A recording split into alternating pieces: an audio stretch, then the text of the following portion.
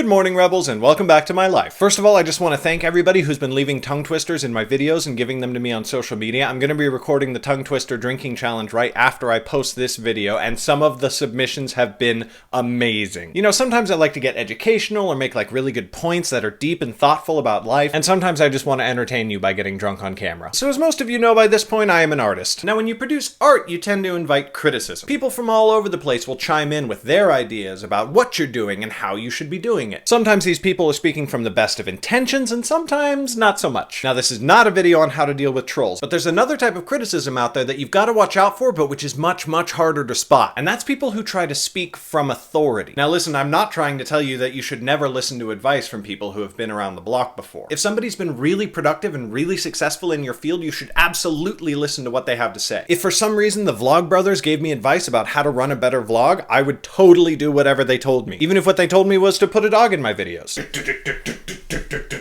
Hey. If Stephen King told me how to be a better writer, I'd listen to him, and oh wait, he totally did in his book on writing. I mean, he didn't tell me specifically, he told everyone, which includes me. Listen, the point of this is that successful people can speak from authority because they've been there, they've done that, and they've succeeded at what you are trying to do. Which means that if they have advice, it's probably pretty good advice. But what about other people? Well, if somebody is trying to tell you how to do what you do, and they haven't done it before, then why would you listen to them? Why would I be taking self-publishing advice from somebody who's never published a book? Why would I take filmmaking advice from somebody who's never made a movie? Or somebody who's made a couple of movies that weren't very successful or that I didn't like at all? Where does advice like that come from? Okay, so here's the thing. A lot of people want to be way more successful than they currently are. So they study up on people who have been successful like you should be doing, and then they internalize that advice. So then when they give that advice, they're speaking from authority because they learned it from so-and-so. There's just one little problem with this. The person giving that advice still isn't successful. Now, why would that be, do you think? Is it maybe because they misinterpreted that advice? Is it because they took it out of context? Or is it possibly because they're so focused on that one piece of data that they can't see the broader and more successful advice that that successful person also gave? Because if you look at most successful people in the world, and here I'm talking about actual quantifiably successful people in their field, the common advice that all of them seem to give is do what feels right to you, always analyze your work and see how you can do it better, and don't listen to naysayers or people who tell you you're crazy or that you're doing it wrong. Oh sure, they give other more detailed advice too. Stephen King famously said that adverbs pave the way to hell. But you know what else he said? If you write or paint or dance or sing, I suppose, someone will try to make you feel lousy about it. Funny how people who like to criticize writers from places of authority don't seem to pay attention to that little piece of advice. But if you point this out to them, these people love to tell you, oh, but I'm just trying to help. But that's what everybody says. And my favorite, if you can't recognize good advice when you see it, then don't expect to ever be a success. These people seem to think that there's a lack of sources of good advice in this world. Wrong. Almost anybody you could name who's really been successful at something then turned around and tried to teach that success to the rest of us. Read the memoirs and self-help books from people who have been really successful in your field. And tune out the idiotic professional audience members who think they know what they're talking about because they read a lot or watch a lot of movies or they went to film school. Unless, and this is the only exception, their advice is, hey, you should go read this book by Stephen King because the advice in it seems really good and obviously he's a very successful writer. So in summary, pay attention to what successful people are doing, see what they have to say about the field that you're working in, do what feels right for you, and don't listen to anyone's criticism unless they've actually done what you're trying to do. I wrote 2,026 words for you today. It should be more. Tomorrow it will be, but for now, can I get a sound effect?